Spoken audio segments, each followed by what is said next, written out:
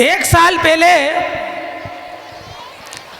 राव में हमारे भलाई समाज की धर्मशाला का उद्घाटन था। प्रदीप जी मालवी ने कार्यक्रम रखा था, ममतेज दीदी भी आई थी, रऊ भी, मधु भैया भी मुख्य अतिथि थे। समाज के नाते मुझे भी मुख्य अतिथि बनाया था। समाज में उसके निर्माण के लिए हमारे मधु भैया ने 10 लाख रुपए की घोषणा करी। मैंने उन्हें साधुवाद और धन्यवाद प्रेषित किया। मैंने कहा, भाऊजी इस उम्र में अभी भी आप इतना भटकते रहते हो, जगह जगह उस समय बहुत थके आए थे, पसीने में सरोबार थे मधु भैया। मैंने भाऊजी आपकी इतनी उम्र हो गई है। मैंने कितनी उम्र हो गई? उन्हें 70 के आसपास चल रहे हैं मनोज। दादा इतनी उम्र में तो लोग अपने बेटियों से सेवा कराते हैं और तुम सेवा करने निकले हो। तो मधु भैया का कहना था कि परहित धर्म सरिस नहीं भाई, पर पीड़ा सम नहीं अदमाई। परोपकार से बड़ा कोई दूसरा धर्म नहीं होता। और जब तक मैं अपने परिवार की सेवा कर रहा हूं, आखिरी सांस तक करूंगा। मैंने आपने आपके परिवार के लिए तो सब कर दिया। आपके परिवार में घर, मकान, दुकान, जमीन, जायदाद सब तो है। तो बोले मेरा परिवार मतलब वर्मा परिवार नहीं है, मेरा परिवार मतलब राव विधानसभा का परिवार है।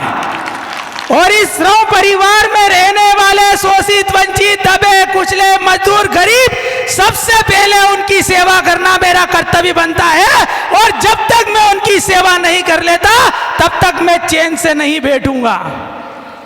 इन वाक्यों ने मुझे बहुत प्रभावित किया। मैंने वास्तव में बाबा बहुत दमदार है।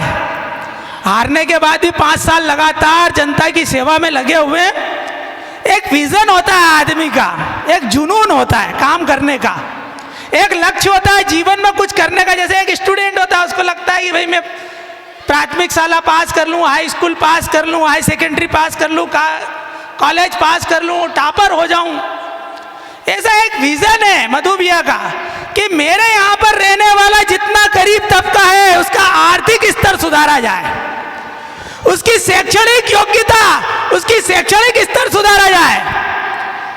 और तो और जो प्रधानमंत्री जी ने संकल्प लिया है कि अप्रैल 2024 के पहले कोई भी गरीब के घर की छत नहीं टपकेगी, इस संकल्प को उन्होंने दोहराया कि प्रधानमंत्री आवास योजना के तहत संपूर्ण मध्य प्रदेश में 10 करोड़ से ज्यादा गरीबों को, मजदूरों को मकान आवंटित किए गए हैं। और मेरे यहाँ पर भी हजारों की संख्या में मैंने आवंटित कराई हैं। एक बार जोरदार तालियां मधु भैया के लिए बजाइए। ऐसी विचारधारा, ऐसा जुनून और ऐसा व्यक्तित्व। एक बात ध्यान रखना, आपकी लड़ाई ईमानदारी, सच्चाई और झूठ के बीच में। सच वो है जो आपके सामने है। सच मधु भैया है कि हारने के बाद भी घर नहीं बैठे। नहीं तो और दूसरे नेताओं को देखना कि हारने के बाद घर बैठ जाते हैं और बदले की भावना रखते हैं कि अरे भैया तूने वोट नहीं दिया, और वोट नहीं दिया तो मैं काम भी नहीं करूंगा। अब जब ये वाली बात आई तो फिर मेरे ध्यान में एक बात आ गई कि उस वक्त बात चल रही थी मधु भैया से। तो मैंने बोला, जब इनको आप परिवार समझते हो तो आप हार कैसे गए?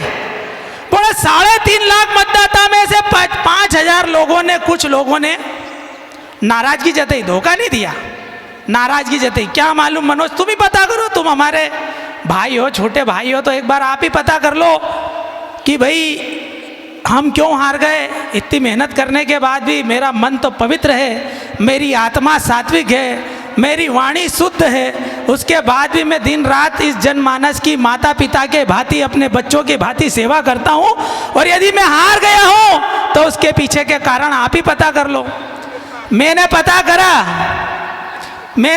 करा तो मैंने हमारी अनुसूचित जातियों में जाके पता करा, गरीब बस्तियों में जाके पता करा, तो उसका मूल कारण क्या निकला मालूम है आपको? दीदी बहुत बड़ा आश्चर्य होगा कि जितनी भी दिग्विजय सिंह मल्टी, एकता नगर, सोनिया गांधी नगर, राजीव गांधी नगर, भावना नगर, जीत नगर, गणेश नगर, ये सभी स्लम बस्तियां जिसमें हमारे गरीब परिवार के लोग रहते हैं, और जिनके नाम से जो बस्तियां हैं, आप सोचो नाम, दिग्विजय सिंह मल्टी, सोनिया गांधी नगर, राहुल गांधी नगर, और प्रियंका गांधी भी है क्या यहाँ? प्रियंका गांधी नगर भी है, और संजय गांधी नगर भी है।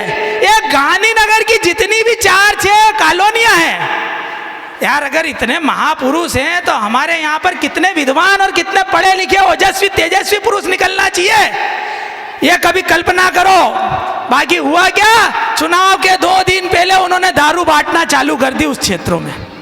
चुनाव के 2 दिन पहले दारू बांटना चालू कर दी, और जो व्यक्ति का स्वाभिमान था, मान था, सम्मान था, वो 1 क्वार्टर और 1 बाटल में बेच दिया। परिणाम क्या हुआ, एक ईमानदार आदमी को घर बैठा दिया आप लोगों ने, एक सच्चे आदमी को घर बैठा दिया आप लोगों ने, जिसके मन में त्याग है, जिसके मन में समर्पण है, जिसके मन में कुछ करने का जुनून है। ऐसे व्यक्ति को आपने 1 क्वार्टर और 1 बाटल में कुछ लिफाफों के लालच में घर बैठा दिया। अरे शर्म करो मेरे बिरादरी के लोगों, मेरे भाइयों, मेरी बहनों, मेरी माताओं। हिंदू कोड बिल में आपको बड़ी मुश्किल से वोट देने का अधिकार मिला, बहुत मुश्किल से मिला। बाबा साहब अम्बेडकर ने 4 संतानें खोई हैं आपको ये वोट का अधिकार दिलाने के लिए, और ये आपका हक और अधिकार नहीं, ये आपका कर्तव्य है, आपका फर्ज है, ये आपका नैतिक दायित्व है इस देश के प्रति, इस प्रदेश के प्रति, और इस गांव के प्रति, इस गांव के विकास के प्रति।